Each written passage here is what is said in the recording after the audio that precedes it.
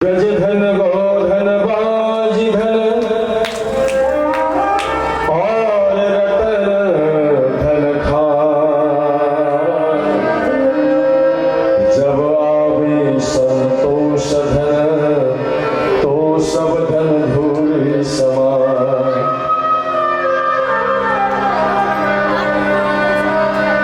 गज धन गौधन बाज धन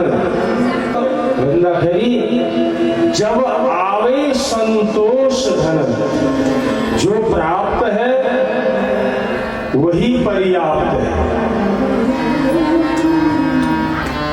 माथा ठोकने से नहीं मिलने वाला। अगर हम सोचें कि हम माथा ठोक करके भी लेंगे तो नहीं मिलने वाला। भाग्य में जितना लिखा होगा अपने कर्म करो और भाग्य में जो लिखा होगा वही मिलेगा आपको, उससे ज्यादा नहीं मिलने वाला। अगर जिस दिन जीवन में संतोष धन आ जाएगा, जितना देने वाले ने जितना दिया वही मेरे लिए ठीक है, ये स्वभाव जीवन में बन जाए तो इससे बड़ा धन संसार में और कुछ नहीं है। जब आवे संतोष धन सब धन धूल समान। श्री भरत जी महाराज अपने भाइयों से भी मोटे घाटे हृष्ट पुष्ट शरीर लेकर के घूम रहे हैं। एक दिन भाभियों ने भैया से अपने अपने पतियों से कहा, सुनो तुम्हारा भाई बड़ा बेतुक का बड़ा बैठा रहता है, काम धाम कुछ करता नहीं है, खाए खाए पड़ा रहता है, देखो कितना मोटा घाटा हो गया है? और तुम लोगों को हम रोज बादाम का हलवा खिलाते हैं, फिर भी 1.5 हड्डी के बने हैं।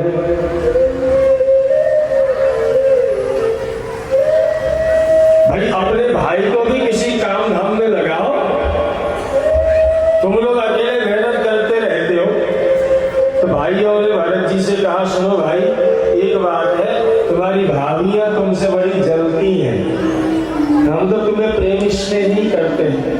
एक काम करो ना, हमारे साथ कुछ हाथ बटाया करो। तुम खेतों में हम खेती का काम करते हैं तो हमारे साथ कुछ हाथ बटा दिया करो। खेती में हाथ बटाओगे, अच्छे अच्छे साग सब्जी लगाएंगे, कुछ फसल लगाएंगे, जब फसल तैयार होकर के हमारे आंगन में आएगा, इसको बेच करके पैसा आएगा, फिर हमारे लिए है, कुछ हमारे हाथ बटाया करो। भरत जी ने कहा, सुनो भैया बिल्कुल आप जो कहेंगे सो, चलिए क्या करना है। भरत जी को हाथ पकड़ करके लेके गए खेत में जाकर के कहा, सुनो इस खेत को फावड़े से खोदना है, खोद करके इसमें फसल लगाएंगे, साग सब्जी लगाएंगे, अच्छी अच्छी क्यारियां बनाएंगे, फिर साग सब्जी लगाएंगे, गोभी लगाएंगे, मूली लगाएंगे, आलू लगाएंगे, राय का साग लगाएंगे, जाने क्या क्या। भरत जी ने कहा, सुनो बात भैया एक बात है, ये इतना सा छोटा सा काम है, मैं अकेला कर दूंगा, आप लोग घर चले जाओ, आप लोगों की जरूरत नहीं है यहाँ इतने सारे लोगों की। बोलो राधे राधे। समझ में आ रही है बात? आ रही है सबको? हाथ उठा करके बताएं किस चीज को समझ में आ रही है। भरत जी महाराज ने अपने भाइयों को घर भेज दिया और कंधे में फावड़ा रख करके, बोलो राधे राधे, तो कंधे में फावड़ा रख करके भरत जी सोचने लगे क्या करूं, यदि मैंने यहां सही काम करके भाइयों को दिया तो फिर अगले दिन से तो मुझे खेती का बैल बना के रख देंगे। इसलिए काम सुधारना नहीं है, काम बिगाड़ के दिखाना है बस। तो भरत जी महाराज ने क्या किया, फावड़ा निकाला कंधे से और एक ही जगह खोदते गए, दे फावड़ा दे फावड़ा दे फावड़ा, पूरा कुआं ही खोद दिया एक जगह। वो एक जगह जहां समतल भूमि बनाना था, वह मिट्टी का पहाड़ पहाड़ खड़ा कर दिया। संध्या कालीन हो गई, अब भाई आता है करके, आया नहीं करके भैया लोग देखने गए तो हे भगवान, एक तरफ कुआं किनार बना दिया, एक तरफ तो पहाड़ बना दिया। जाकर के डांट लगाने लगे, हे भरत क्या कर दिया तूने ये? हमने कहा था यहाँ अच्छी अच्छी क्यारियां बनाना है। ऐसा बोलने के लिए थोड़ी बोला था। भरत जी ने कहा भैया एक बात है, जब से आप यहाँ से गए हो तब से मैं खाली नहीं बैठा हूँ, लगा ही हूँ काम में। बिल्कुल मैं खोदता ही जा रहा हूँ, अभी तक मैं खोद ही रहा था। अब बिगड़े और बने ये आप जानो क्या है, मैं काम में लगा दी हूँ तब से। भाइयों ने कहा ये तो पागल है, अब इसको क्या काम में लगा? अरे हमने एक काम के लिए कहा था कि दूसरा काम और बढ़ा के छोड़ दिया, इसको क्या काम देना? अब तो भाइयों ने कहा सुनो, तुम्हारा अब एक ही काम है। क्या? बोले दूसरे वाले पल्ले वाले खेत में जो गेहूं का फसल लगा हुआ है उसमें दाने निकलने लगे हैं, थोड़े थोड़े दाने आ चुके हैं, पक्षियों से उसकी रक्षा करो। बस खेत में बैठो और पक्षियों की रक्षा करो, पक्षियों से उस दाने की, उस फसल की रक्षा करो। जो भोजन पानी होगा वो हम तुम्हें खेत में ही दे दिया करेंगे। भरत जी महाराज बड़े प्रसन्न हो गए, वाह मैं भी तो यही चाहता था, घर में जाना ही न पड़े, भोजन खेत में आ ही रहा है, बैठ करके राम भजना है। बस विचार करके गए, ठीक है भैया आप लोग घर जाओ निश्चिंत होकर के, मैं देख लूंगा। कह करके श्री भरत जी महाराज जाते हैं, खेत के एक मेड़ में बैठ गए। मेड़ में बैठ करके भरत जी महाराज भगवान का भजन करते रहते, चिंतन में लगे हैं। इतने में तो सारे जितने पक्षी थे, चिड़ियाएं थी, आकर के खेत के उस गेहूं के दाने में बैठ करके चूंघने लगे। भरत जी महाराज ने देखा, देखो बेचारे कितने भूखे, कितने दिन के भूखे होंगे, खाने को मिला नहीं था, यहाँ आ गए, चलो खाने दो। ये भी तो भगवान के ही है। खेत किसका? भगवान का। हम किसके? भगवान के। ये पक्षी किसके? भगवान के। ये दाने किसके होंगे? ये भी भगवान का। खाने दो फिर, कोई दिक्कत नहीं है। अरे राम जी की चिड़िया, राम जी का खेत, खाओ चिड़िया भर भर पेट। राम जी की चिड़िया, राम जी के खेत, खाओ चिड़िया भर भर पेट। अरे राम जी की चिड़िया, राम जी का खेत, खाओ चिड़िया भर भर पेट। राम जी की चिड़िया, राम जी के खेत, खाओ चिड़िया भर भर पेट।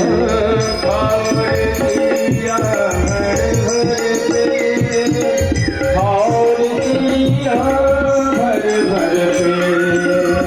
खाओ चिड़िया भर भर पेट, खाओ चिड़िया भर भर पेट। राम जी की चिड़िया, राम जी का खेत, खाओ चिड़िया भर भर पेट। राम जी की चिड़िया, राम जी का खेत, खाओ चिड़िया भर भर पेट। ये खेत भी राम जी का, चिड़िया भी राम जी के, ये फसल भी राम जी का, हम भी राम जी के, फिर किस बात की चिंता है? खूब खाओ करके छोड़ दिया। अब तो खाते खाते खाते पूरे फसल को बर्बाद कर दिया पक्षियों ने। संध्या कालीन होने वाली थी, भैया लोग भरत जी महाराज को भोजन लेकर के आए। आकर के जब खेत में देखा तो पूरा फसल का सत्यानाश। भरत जी महाराज को डांट लगाने लगे, ए भरत ये क्या किया तूने? हमने कहा था तेरे से फसल की रक्षा करना, सारे चिड़ियाओं ने खेत को बर्बाद कर दिया, तूने देखा नहीं? भरत जी महाराज ने कहा भैया एक बात है, मैंने बहुत भगाने का प्रयास किया परंतु ये भागे तब ना, मैंने बहुत प्रयास किया भगाने का, नहीं तो आप देखो मैं अभी भगा के दिखाता हूं। चिड़ियाएं खा रही हैं, भरत जी ने कहा ए चिड़ियाओं भाग जाओ यहां से, ये खेत का फसल मत खाओ। अब विचार करो आप, कोई आदमी की तरह आवाज लगाने से तो चिड़िया भागती है, पक्षी भागते हैं, तो कहीं ढीला मारो तो पत्थर मारो, कोई ताली बजाओ, कुछ करो, आवाज करो, तो आदमी की तरह कहने से थोड़ी भागेंगे ये पक्षी। भैयाओं ने कहा ये तो बिल्कुल ही जड़ है, पागल है, अब इसको घर में रखना उचित नहीं है कह करके घर से भी त्याग दिया। बोलो राधे राधे। श्री भरत जी महाराज अब तो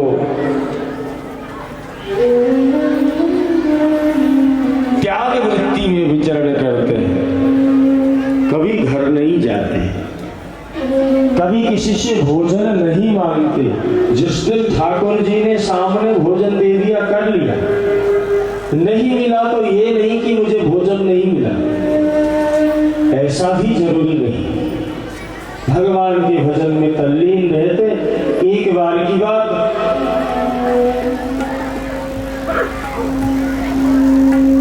एक चोरों का सरदार, दस्युओं का सरदार ने माता भद्रकाली से मनौती मांगी थी, हे मां मेरे घर में कोई भी संतान नहीं है, आपकी कृपा हो जाए, अगर संतान मेरे घर में एक भी आ जाए तो आपको मैं एक नर बलि ला करके चढ़ाऊंगा। मनौती मांगी, कालांतर में माता भद्रकाली ने उसके ऊपर कृपा की, संतान की प्राप्ति हुई, पुत्र रत्न की प्राप्ति हुई। उस दस्युत सरदार को, डाकुओं का सरदार जो था, उस सरदार को अपने सैनिकों को आदेश दिया, जाओ किसी मनुष्य को लेकर के आओ, नर को लेकर के ढूंढ करके ले आओ, जो माता भद्रकाली के मंदिर में बलि चढ़ाएंगे। अब ये इधर से ढूंढते हुए जा रहे थे, उधर से श्री भरत जी महाराज घूमते घामते हट्टे कट्टे मोटे ताजे वैसे ही भगवान का नाम लेते हुए आ रहे थे। रास्ते में दोनों की भेंट हुई।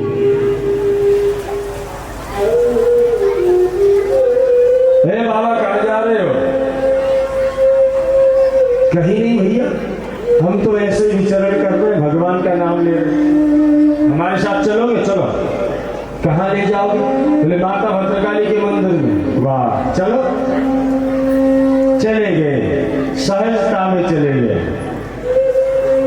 ध्यान देना, जिसकी बलि चढ़ानी हो ना, पहले उसकी खूब सेवा की जाती है। बोलो राधे राधे। खूब खिलाया पिलाया जाता है, मल मल के स्नान कराया जाता है जिसकी बलि चढ़ानी। कई सालों से श्री भरत जी महाराज ने नहाया नहीं था, स्नान नहीं किया था।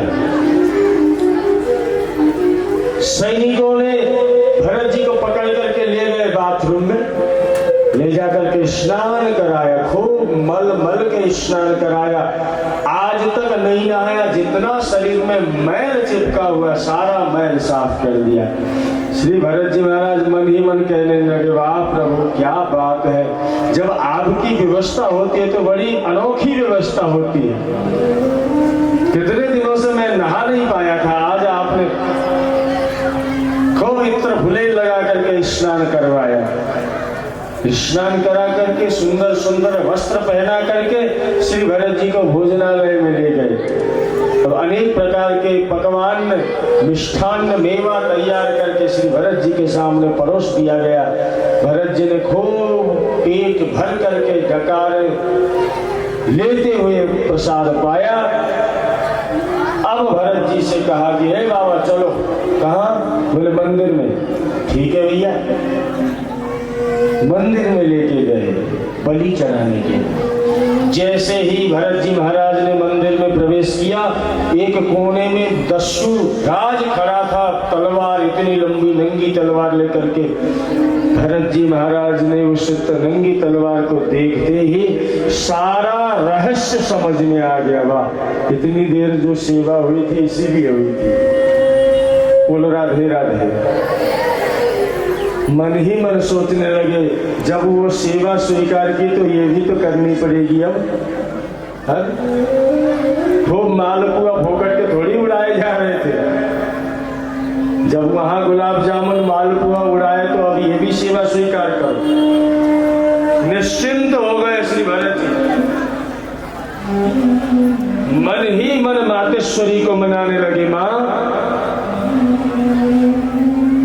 कुपुत्रो जायेत क्वचिदपि कुमाता न भवति। मां, पुत्र कुपुत्र हो सकता है, परंतु मां कभी कुमाता नहीं हो सकती। अपने संतान के प्रति कभी भी कठोर नहीं बन सकती। आज ये दस्युराज मेरा वध करने वाला है, अगर आपके चरणों में मेरा यह वध हो जाए, ध्यान रखना, मुझे कुछ नहीं होगा, मैं तो मर जाऊंगा, मेरा कुछ नहीं होने वाला, परंतु आपके इस दिव्य आंचल में कलंक का दाग लग जाएगा। इसलिए मां ध्यान रखना। इतना कह करके साष्टांग प्रणाम कर गए श्री भरत जी महाराज। जैसे ही भरत जी ने साष्टांग प्रणाम किया, दस्युराज ने खड्ग उठा करके मारने प्रहार करने ही वाला था। इतने में तो सहस्र टाट शैव देवी भद्रकाली मूर्ति को विदीर्ण करके प्रकट हो गई। बोलो भद्रकाली मैया की। मूर्ति विदीर्ण करके प्रकट हो गई। दस्यु के हाथ से खड्ग को छीन लिया। छीन करके पहले दस्युराज का सिर धड़ से अलग कर दिया, फिर जितने सैनिक थे सबका सिर धड़ से अलग करके अब तो माता भद्रकाली नृत्य करने लगी। उन दुष्टों के सिर को हाथ में लेकर के गंध क्रीड़िया आई वह, जैसे छोटा बालक गेंद को लेकर उछालता हुआ खेलता है, ऐसे ही माता भद्रकाली उन सिरों को उछालते हुए खेलने लग गई। बोलो भद्रकाली मैया की। थोड़ी देर बाद भरत जी ने सिर उठा करके देखा, वहां का दृश्य परिवर्तन जब पाया, अपने को सुरक्षित पाया, श्री भरत जी महाराज ने आज विचार किया, अब किसी के भरोसे नहीं जीना है।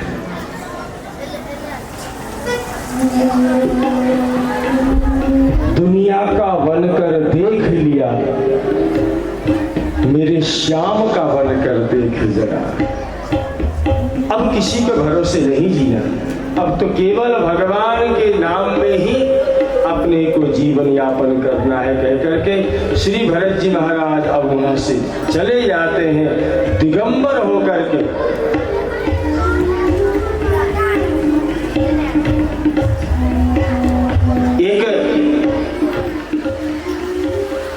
सिंधु सहुवीर देश का राजा रहुगण, सिंधु सहुवीर देश का राजा रहुगण नित्य प्रति पालकी में बैठ करके कपिल भगवान के आश्रम में सत्संग श्रवण करने जाया करते थे। एक दिन ऐसा हुआ, पालकी उठाने वाले कहारों में से एक कहार बीमार हो गया। कहार बीमार हो गया, अब क्या करें? 3 लोगों से पालकी तो उठेगी नहीं। तो राजा से कहा, निवेदन किया, महाराज हमारा एक साथी ज्वर ग्रसित हो गया है, बीमार हो गया है, आप आदेश करें क्या करना है।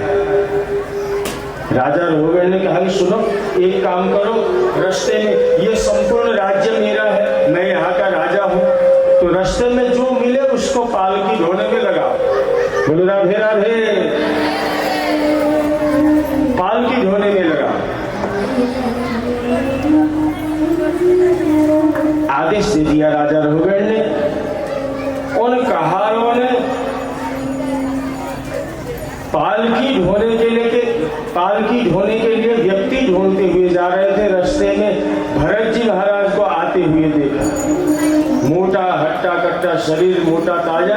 भरत जी महाराज का विचार किया ये बढ़िया पालकी उठा सकता है, इसी को लेके चलते हैं। ए बाबा चलो हमारे साथ। चलो भैया, कहाँ ले जा रहे हो? बोले हमारे राजा जो है सत्संग श्रवण करने के लिए जाते हैं, पालकी में हमारा एक मित्र बीमार हो गया, पालकी उठाना। ठीक है भैया, लेकर के गए। भरत जी महाराज के कंधे में पालकी को रख दिया। अब लेकर के जा रहे थे। ध्यान देना,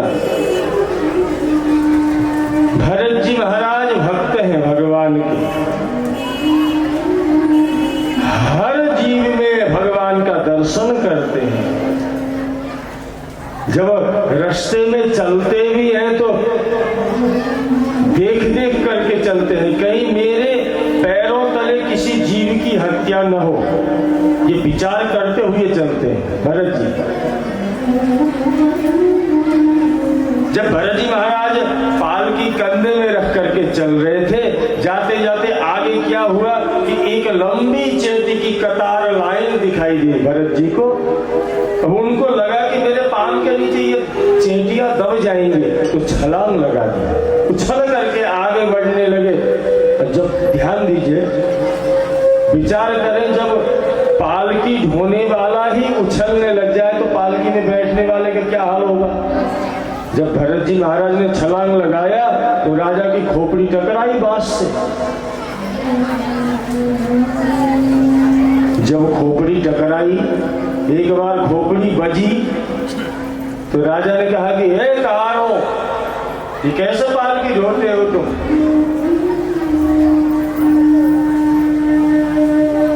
भाई ढंग से पालकी उठा के चलो, पहले तो समझाया।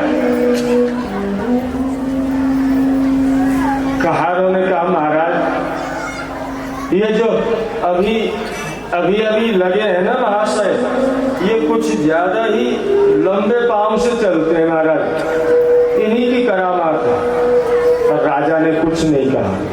फिर थोड़ा सा आगे गए, फिर चेटियों की लंबी कतारें दिखाई दी, फिर छलांग लगा दिया भरत जी ने। जैसे ही दोबारा छलांग लगाए, इतने में तो राजा की खोपड़ी दोबारा टकराई। राजा ने कहा हे कहाँ हो? करोमि चिकित्साम दंड पाणी रिवः। जैसे यमराज अपने यमलोक में अपने यमदंड से दुष्टों की चिकित्सा करते हैं, ऐसे ही मैं भी तुम्हारी चिकित्सा करूंगा। बोलो राधे राधे। क्या समझते हो तुम मुझे? अब तो कहार घबराए, हे भगवान, महाराज क्रोधित हो गए, क्या करें? महाराज अयम अधुनैव युक्तोपि न ध्रुतम भजति, ये हमारा काम नहीं है। ये जो नया नया लगा है ये उछल उछल के चलता है महाराज, इसी का काम है। अब तो राजा ने जैसे ही पालकी के पर्दे को हटा करके नीचे झांका, श्री भरत जी महाराज का वह मोटा तगड़ा हट्टा कट्टा शरीर जैसे ही देखा, व्यंग्य वचन बोलने लगा। ओहो देखो कितना दुबला पतला है, 1.5 हड्डी का सूखा। और एक बात और है, क्या बोले तुम लोग तो अभी अभी लगे हो, ये बेचारा कितने दूर का लगा हुआ आया है, उठाता हुआ, इसलिए मेरा भार इसको सहन नहीं हो रहा होगा। मतलब व्यंग्य वचन कहने लगा राजा। परंतु भरत जी महाराज तो परम हंस वृत्ति में है, उनको कोई फर्क नहीं पड़ता कि राजा क्या कह रहा है।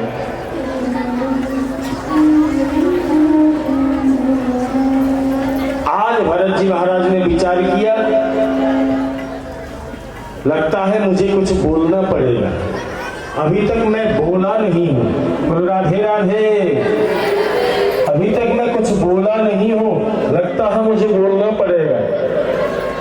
यदि मैं नहीं बोलूंगा तो ये बोलता जाएगा, मेरा अपमान करता जाएगा। संत का अपमान करेगा तो सत्संग का नाम बदनाम हो जाएगा, ये नरक में जाएगा। इसलिए मुझे आज बोलना है।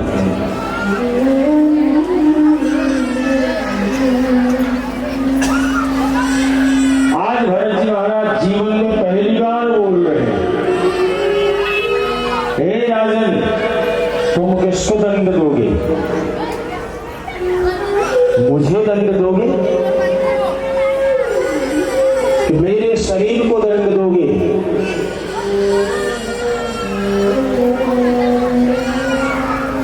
मैं रूपी जो मेरी आत्मा है वो कभी मरती नहीं। आत्मा कभी न मरती है, कभी न जन्म लेती।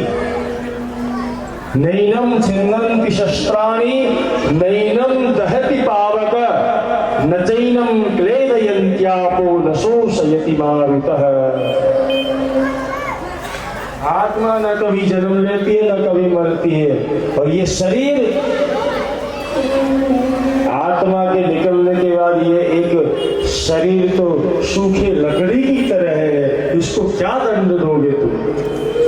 इसको कोई फर्क नहीं पड़ता फिर शरीर को दंड देने से। किसको दंड देने की बात कर रहे हो?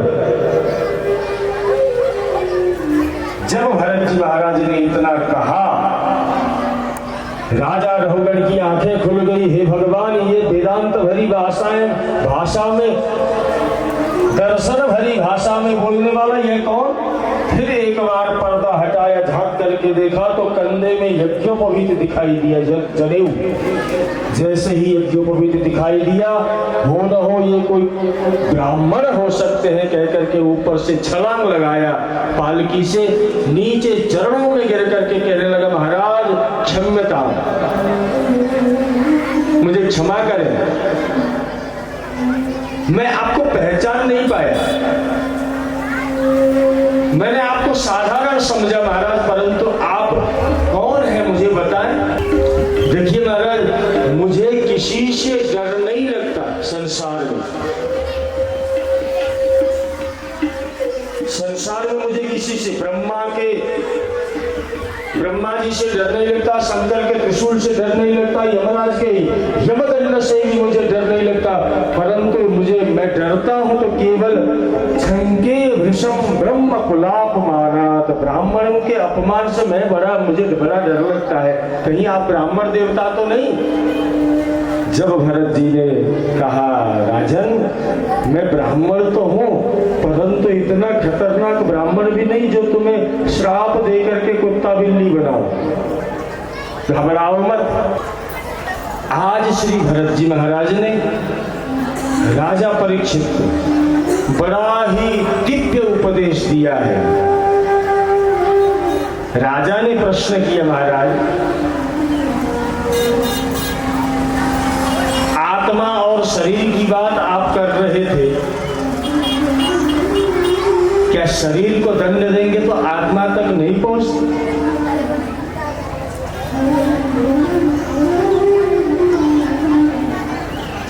स्थल्यग्नितापा पयसोभितापा तत्ताप तस्तन्युलगर्भरन्धि।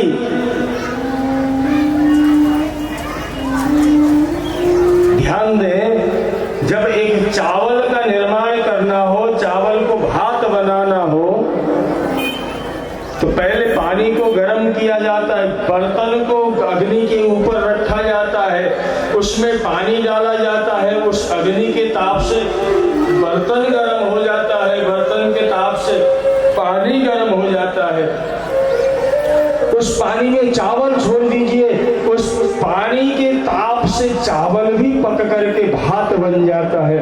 तो क्या यह शरीर को दिया हुआ कष्ट आत्मा तक नहीं पहुंचता?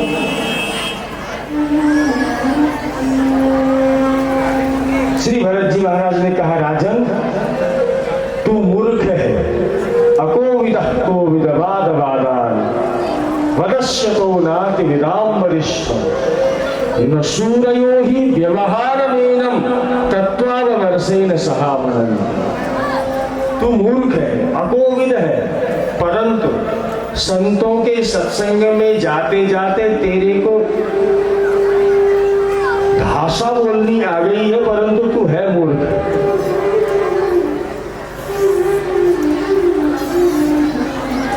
आत्मा चेतनशील वस्तु है और चेतनशील वस्तु को तू जड़ तत्व में घटा रहा है, ये कौन सी बड़ी बात हो गई है? पानी, आग, बर्तन, चावल, ये सब जड़ वस्तु है, परंतु तो ये चेतनशील आत्मा में घटा रहा है, ये तो कोई बात हुई नहीं। अनेक प्रकार से यहाँ वेदांत के यहाँ ज्ञान राजा रहुगण को दे करके राजा रहुगण को शुद्ध बुद्ध मुक्त कर दिया। आज श्री भरत जी महाराज ने आगे चल करके ग्रह नक्षत्र ताराओं की गणना के बारे में, भूगोल खगोल के बारे में बताया। राजा परीक्षित ने प्रश्न किया श्री सुखदेव जी महाराज से, गुरुदेव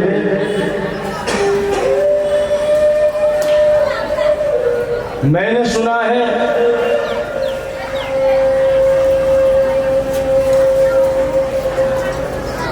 कोई नरक नाम का भी जगह है, ये नरक किधर पड़ता है, ये कहां पड़ता है ये नरक, और उसमें कैसे कैसे पापियों को ले जाया जाता है। तब श्री सुखदेव जी महाराज कहते हैं, राजन ये सब पाताल से, ये धरती से 99,000 योजन नीचे यमपुरी है। यमपुरी के दक्षिण भाग में ये नरक नाम के जगह है। मुख्यतः 28 प्रकार के नरक हैं। तामिश्र, अंधतामिश्र, रौरव, महारौरव, कुंभिपाक, वैतरणी, अशिपत्रमण, शुकरमुख, लाला भक्ष, कुयोद, प्राणरोध, विशसन, ये सब नरक के नाम है। 28 प्रकार के नरक हैं। ये जनाः पापं कुर्वन्ति तेषां यमराजस्य दूताः यमलोकं नयन्ति यत्र दंडेन शुध्यते। जीव संसार में जैसे जैसे पाप कर्म करता है वैसे वैसे ही उनको उन्हीं नरकों में ले जाकर के यातना दी जाती है। अब दिव्य श्रीमद् भागवत के भगवान के निर्मल चरित्रों के बीच में ज्यादा नरक का वर्णन न किया जाए। बोलो राधे राधे। जीव जैसा कर्म करता है उसी हिसाब से इसको, पाप कर्म करता है तो उस हिसाब से। परंतु एक बात बताना चाहूंगा, स्वर्ग से आए हुए व्यक्ति और नरक से आए हुए व्यक्ति की पहचान क्या है ये मैं बता दूं आपको। संपूर्ण नरकों के वर्णन में 7 दिन भी बीत सकते हैं, इसीलिए ज्यादा नरकों का वर्णन ठीक नहीं है। ध्यान दीजिए, बोलो राधे राधे। नरक से आए हुए व्यक्तियों के पहचान और स्वर्ग से आए हुए व्यक्तियों की पहचान, हम कौन से कैटेगरी में आते हैं अपने आप को विचार करना। बोलो राधे राधे।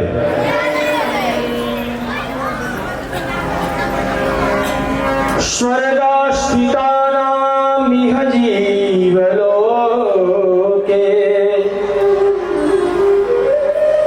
चत्वारि चिह्नानि भवन्ति तेषां दानं प्रशस्तं मधुरं च वाणी देवार्चनं ब्राह्मणतर्पणं च।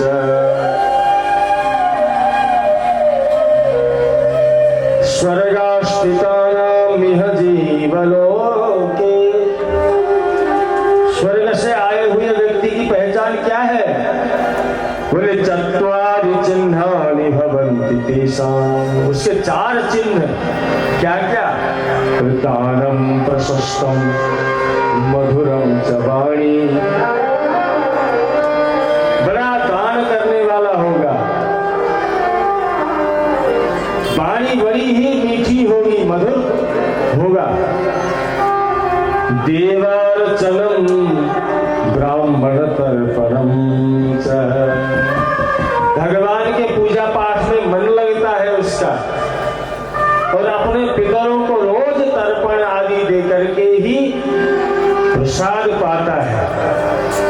ये है स्वर्ग से आए हुए जीवों के चिन्ह।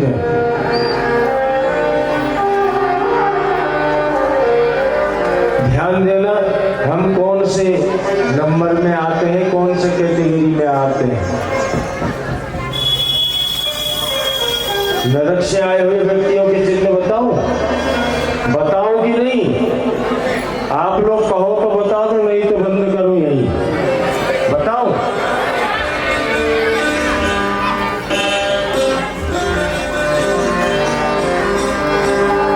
कार्पण्य वृत्ति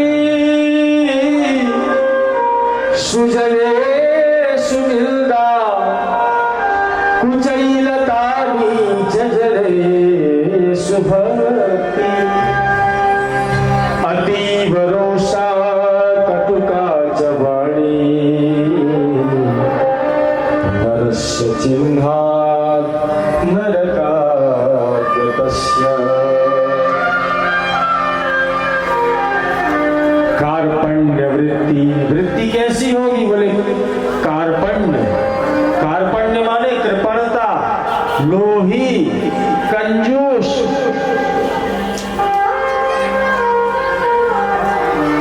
सुजले सुनिंदा,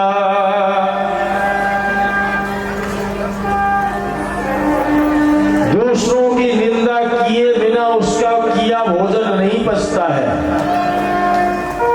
दूसरों का निंदक है, निंदा करने वाला।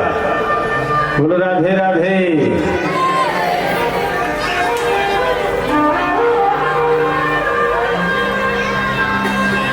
कुचैलता, बड़ा ही नीच स्वभाव का, मैला कुचैला बना रहता है। नीच जनेषु भक्ति, जो कुमार्ग की तरफ लगे हुए हैं, नीच लोगों की संगत में फंसा हुआ।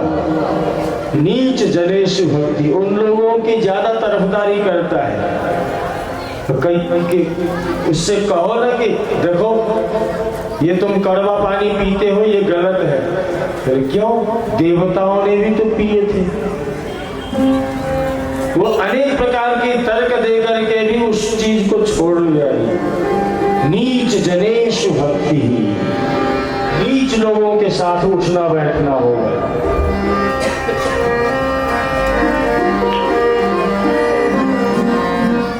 अति भरोसा, गुस्सा, क्रोध, ये नाक में धरा है।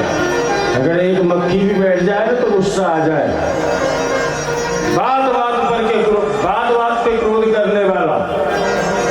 अति भरोसा कटुका चबाणी, वाणी में मिठास नहीं है, मधुरता नहीं है। कोई प्यार से कुछ पूछ भी दे तो उसको टेढ़ा उत्तर देगा। कटुका चबाणी नरस्य चिन्हात् नरकागतस्य। ऐसे लोग, ये नरक से आए हुए लोगों का चिन्ह है, और ऐसे लोग अंत में नरक में ही जाते हैं। बोलो राधे राधे। अब अपने आप विचार करना, हम किस कैटेगरी में आते हैं, कौन से नंबर में आते हैं, कौन से स्वर्ग से आए हुए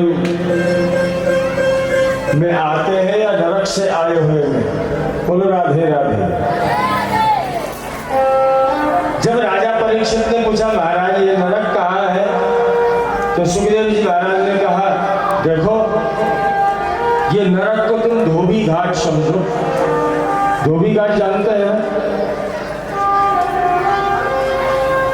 वस्त्र गंदे हो गए, कपड़े मैले हो गए, तो हमने धोबी जी को दे दिया। और धोबी जी अपने धोबी घाट में ले जाएंगे, खूब पीटना से पीटेंगे, साबुन लगाएंगे, ब्रश लगाएंगे, अनेक प्रकार के केमिकल लगाएंगे, दाग हटाएंगे, स्वच्छ सुंदर करके प्रेस करके फिर आपको वस्त्र लौटा देंगे। तो ये नरक को धोबी घाट समझो। क्यों?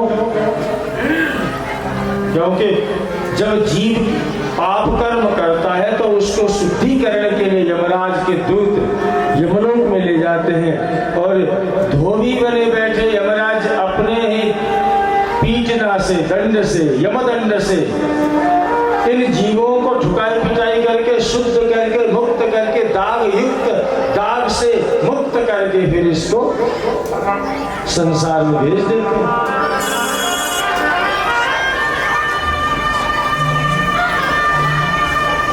वस्त्र गंदे हो गए, या तो अपने घर में खुद धो लो या तो धोबी को दे। अपने घर में खुद धोओगे, खुद साफ सफाई करोगे, धोबी घाट भेजने की जरूरत ही नहीं। जो कपड़ा धोबी धोने लग जाए वो ज्यादा दिन तक टिकते और नहीं है, बहुत जल्दी उसकी उम्र खत्म हो जाती है। अपने घर में धुले हुए कपड़े ज्यादा दिन तक टिकते हैं। मतलब क्या है? तो सुखदेव जी कहते हैं राजन, बात यह है, अगर कोई अपने जीवन में पाप कर्म कर ही लेता है तो उन पाप कर्म से मुक्त पाने के लिए, मुक्ति होने के लिए घर में ही निराकरण हो सकता है। फिर यमलोक जाने की जरूरत नहीं, यमराज के पास नरक में जाने की जरूरत नहीं।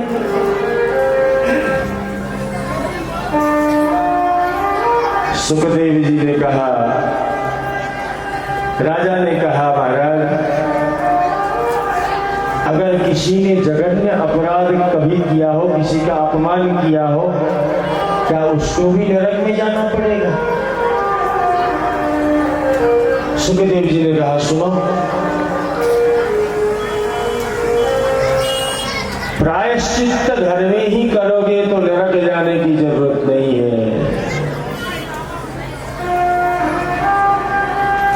मैं तो कहता हूं, चाहे कितना भी बड़ा दाग क्यों न लगा हो, कपड़े में कितना भी बड़ा दाग क्यों न लगा हो, यदि उस दाग को हटाना है, थोड़ा सा केमिकल का एक बूंद डाल दो, वो दाग अपने आप खत्म हो जाएगा। ऐसे ही जीव ने चाहे कितना भी बड़ा पाप कर्म किया हो, अगर उस पाप कर्म से मुक्त होना है तो भगवान का एक ही नाम काफी है। बोलो राधे राधे। परीक्षित ने कहा, महाराज ये अतिशयोक्ति तो नहीं बोल रहे आप? भगवान का एक नाम बड़े से बड़ा पाप कर्म को कैसे हटा सकता है? आपके पास कोई ऐसा उदाहरण है? तब सुखदेव जी कहते हैं, कान्य को विजय विजय कश्चित दासी पति रजा मिला नामना नष्ट सदाचारो दास्या संसर्ग दोषिता।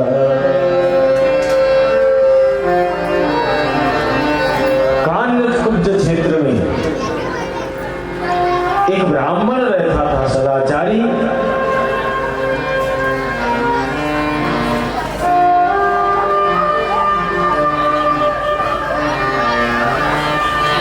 पितृभक्त, मातृभक्त,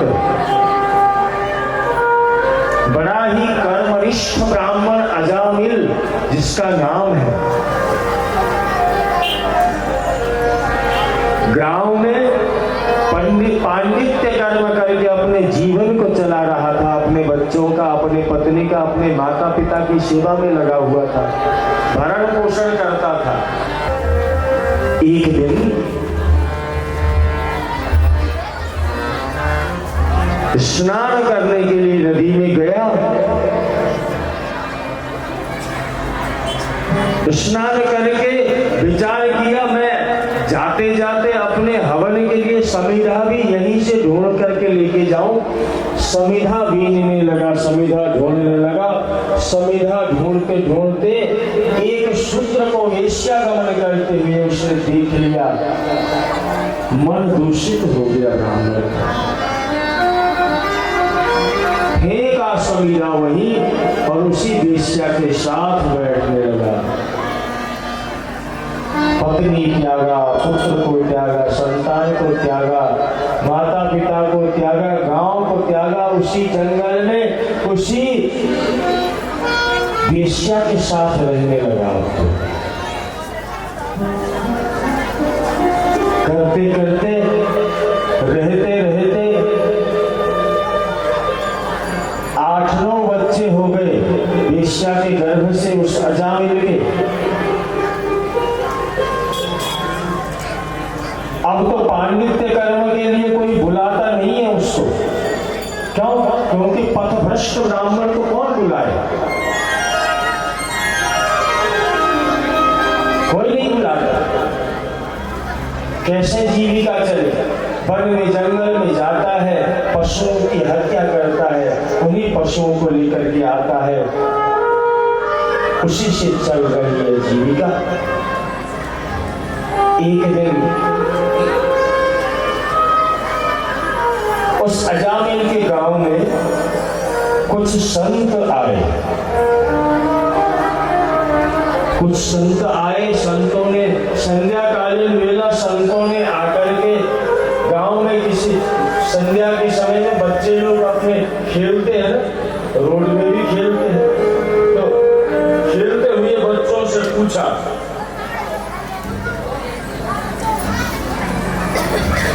खेलते हुए बच्चों से संतों ने पूछा, अरे बच्चों, यहाँ कोई कर्मनिष्ठ शुद्ध घर वाला ब्राह्मण का कोई ब्राह्मण है कोई जिसका घर शुद्ध हो, रसोई शुद्ध हो? बालकों ने सोचा इन ब्राह्मणों को आज भेज देते हैं अजामिल के घर। मजाक मजाक में बालकों ने कहा कि महाराज एक ब्राह्मण है आपने जैसा कहा वैसा ही है, कर्मनिष्ठ है, बड़ा सत्य है और बिल्कुल शुद्ध रसोई वाला है। शुद्ध रसोई वाला मतलब वेजिटेरियन। बोलो राधे राधे।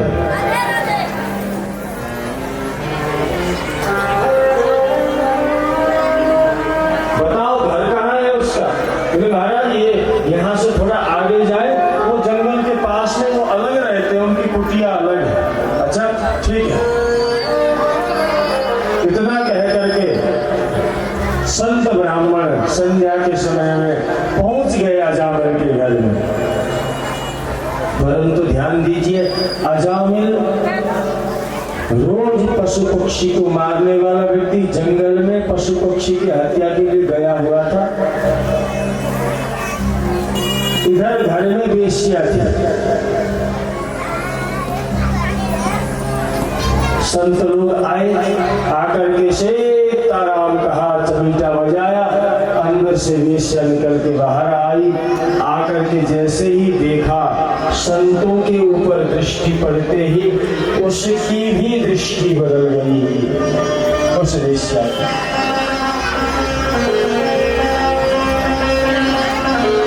गणिका ने विचार किया कि ओहो, मेरे घर में तो संत भगवान आए हुए हैं, अब मैं इनको अपने घर में कैसे रुकने के लिए कहूँ? मैं तो एक गणिका हूँ, वेश्या हूँ। संतों से निवेदन किया, महाराज आप गलत आए यहाँ। क्यों? हमें तो बच्चों ने यही घर बताया ब्राह्मण अजामिल का। गणिका ने कहा, महाराज अजामिल तो था, परंतु अब सब पथभ्रष्ट हो गया है। मैं एक वेश्या हूँ, मेरे से ब्याह रचाया इसने। मेरा घर अशुद्ध है, आप यहाँ नहीं रह सकते। संतों ने कहा, सुनो, अशुद्ध को शुद्ध करना ही हमारा काम है, हम आज यहीं रुकेंगे। संध्याकालीन मेला में आए हैं तो यहाँ से जाएंगे नहीं, अब हम यहीं रुकेंगे। पर एक बात है, तुम हमें सूखा सामान दे दो, हम अपने आप अपने हाथों हाथों से बना करके भोग लगा करके पाएंगे। हम तुम्हारे घर के अंदर नहीं तो बाहर आंगन में ही थोड़ी सी झोपड़ी टाइप का बना करके रुकेंगे। जब संतों का आदेश हुआ तो गणिका ने अपना सूखा सामान दे दिया संतों को। संतों ने संध्या के समय में बढ़िया भोजन प्रसादी बनाया और भगवान के नाम संकीर्तन करके भगवान को भोग लगाया। भोग लगा करके उस गणिका को भी प्रसाद दिया।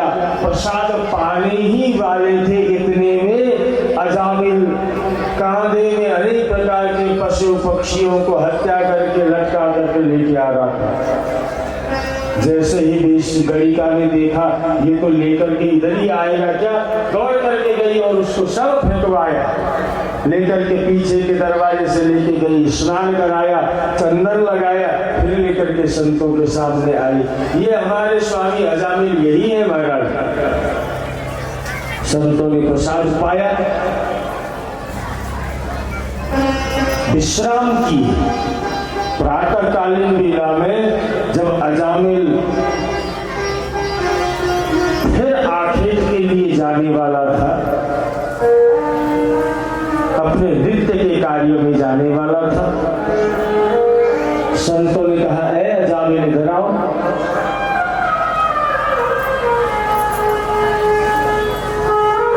अब हम संत लोग भी यहाँ से विदाई हो रहे हैं, जा रहे हैं, तुम क्या दोगे दक्षिणा में? देखिए संत कभी किसी का कुछ खाते हैं तो उसको कुछ दे करके जाते हैं, फोकट का नहीं खाते। तो राधे राधे।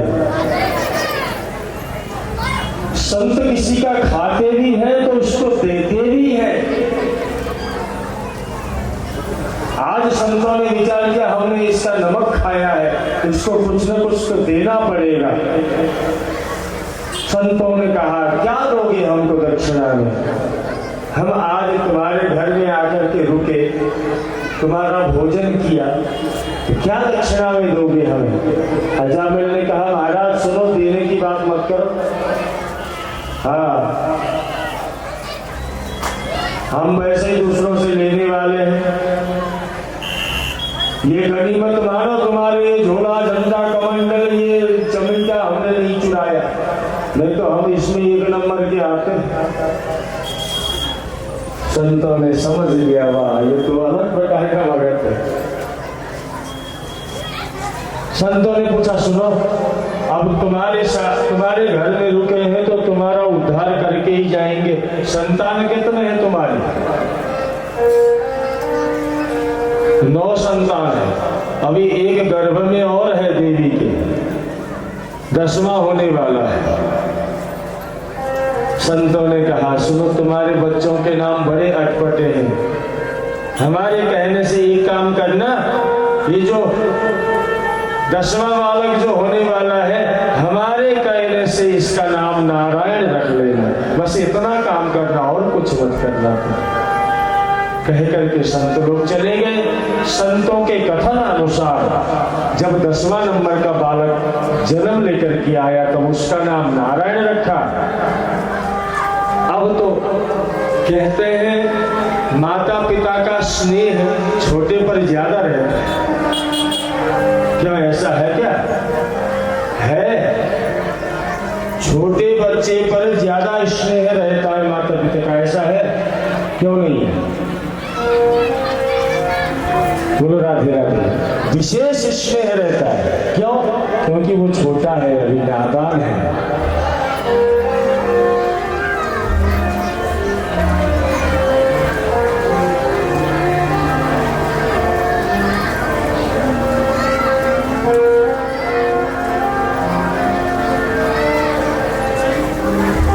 अभी ये छोटा है, ये नादान है। बड़े तो बहुत समझदार हो गए, इसलिए छोटे पर ज्यादा ध्यान रहता है माँ बाप का।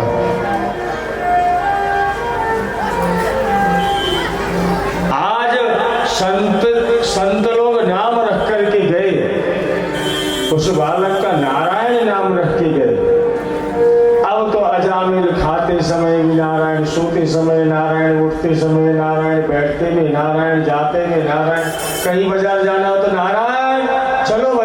करते हैं। नारायण ऐसा करना है, आओ जल्दी। नारायण स्कूल जाना है, जल्दी करो।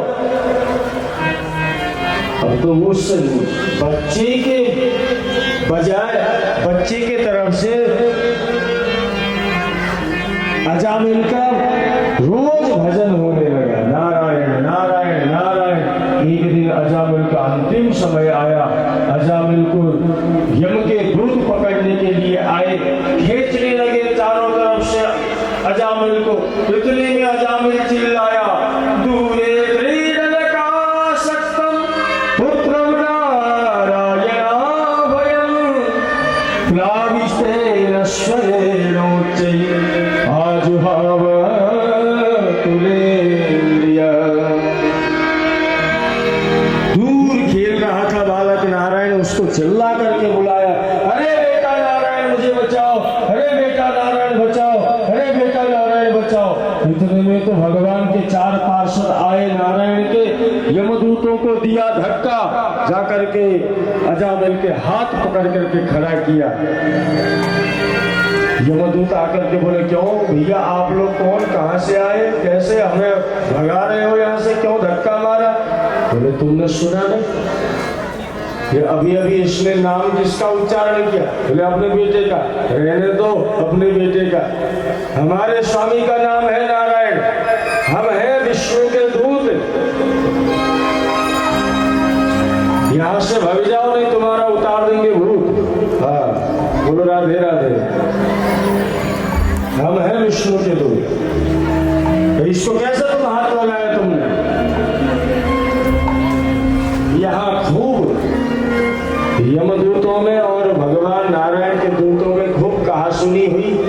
अंत में भगवान नारायण के दूतों को विजय प्राप्त मिली। लेकर के अजामिल को लेकर के गए। अजामिल ने विचार किया, ओहो इतने दिनों से मैं कुकर्मी बनकर के घूम रहा था, अगर मैंने भगवान का नाम लिया, सच्चे में भगवान का नाम लिया होता तो क्या मेरी मुक्ति नहीं हुई? मैंने धोखे से अपने बेटे को पुकारने की उद्देश्य से मैंने नारायण नाम लिया था, इतने में तो मेरी ये दशा हो गई। भगवान के पार्षद मुझे बचाने आए, विश्वरूप ने नारायण का ज्ञान प्रदान किया।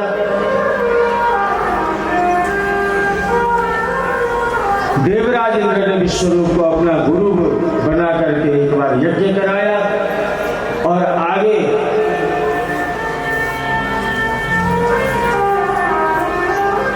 राक्षस वृत्रासुर से इंद्र की लड़ाई हुई है।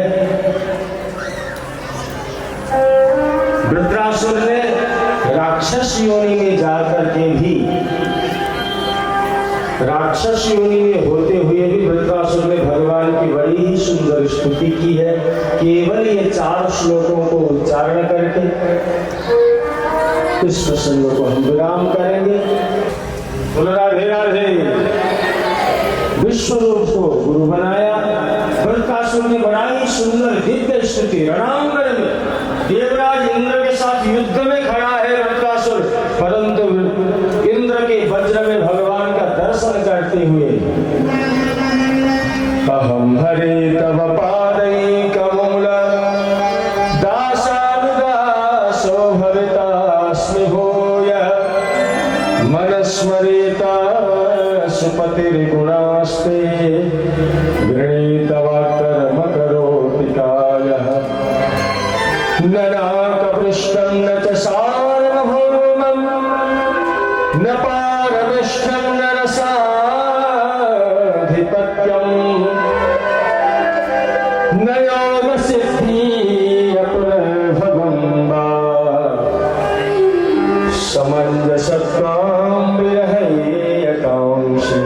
हे प्रभु, वृत्रासुर कहता है मुझे और कुछ नहीं चाहिए, केवल आपके चरणों में रति मति भक्ति मेरी बनी रहे, बस मैं यही चाहता हूं। और आप कहते होंगे ये बड़ा स्वार्थी है, इसने कुछ न कुछ लोभ की वजह से ये मेरी भक्ति कर रहा है। नहीं प्रभु, न नाकपुष्टं न च सार्वभौमं न पारमिष्ठं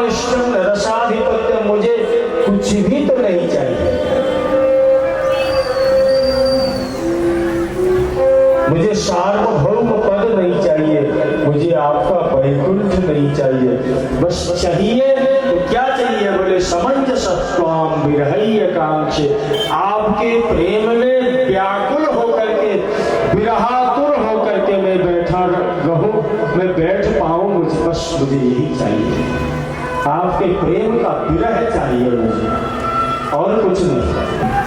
अजात पक्षा इव मातरम खगास्तन्यम यथा वत्स तरक्षुधाता प्रियम प्रियैव विश्रुतं विषण्णा मनोरविन्दाक्षत दृक्षते त्वं ममत्तम श्लोक जनेषु सख्यं संसार चक्रे भ्रमतस्व कर्मभिः तन्माय यात्मात्मजदानगेः स्वशक्त चित्तस्य रनाथ भूयात्। ये रणभूमि में वृत्रासुर ने ये 4 श्लोकों से ठाकुर जी की स्तुति की और अपने शरीर को विकराल काय शरीर बना करके इंद्र को हाथी सहित निगल लिया। वृत्रासुर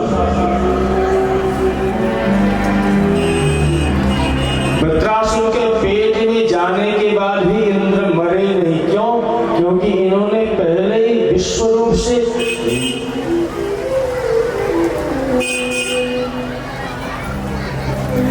ज्ञान प्राप्त किया था।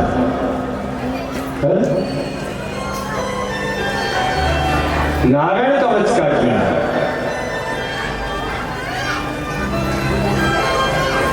यया गुप्त सहस्राक्ष सवाहा नृप सैनिका हिरण्यविनिर्जित्य त्रिलोक्या भुजश्रियम् भगवान् स्तन्ममाख्याहि वरमनारायणात्मकम् यथा तथा येन शत्रुं येन गुप्तो जयम्रते। ये नारायण कवच है। प्रत्येक दिन आप नारायण कवच का पाठ करें, रोगों से छुटकारा मिलेगी, कोई भूत प्रेत इत्यादि का भय नहीं रहेगा। प्रत्येक दिन पाठ करोगे और संपुट के साथ करोगे आप, तो बिगड़ते हुए कार्य भी बनेंगे। और ग्रहण के समय में, सूर्य ग्रहण के समय में भोजपत्र में इस नारायण कवच को शुद्ध होकर के, नहा धो करके, जल में खड़े होकर के इस नारायण कवच को शुद्ध लिख करके अगर इसके ताबीज बना करके पहनोगे, सारे संसार में आपको हराने वाला कोई नहीं होगा। ये नारायण कवच का दावा है। बोलो राधे राधे। हरे विदग्धान मम सर्वरक्षाम न्यस्ताम रिपद्म पतगेन्द्र पृष्ठे दरारि चर्मास्य गदेषु चाप पाशां दधानो श्रगुणष्टबाहु। नारायण कवच के प्रताप से 1 वर्ष लगा इंद्र को वृत्रासुर का पेट फाड़ करके बाहर निकलने में। 1 साल के बाद वृत्रासुर के पेट को फाड़ करके, पेट को चीर करके वज्र के द्वारा इंद्र वहां से बाहर निकले। इसी के साथ वृत्रासुर का अंत हो गया। बोल भक्तवत्सल भगवान की जय हो। ये नाम की महिमा अंतिम 6वें स्कंद के अंतिम में मरुदगणों की, 49 मरुदगणों की कथा का वर्णन है। इसी प्रसंग के साथ 6वें स्कंद को यहाँ विराम।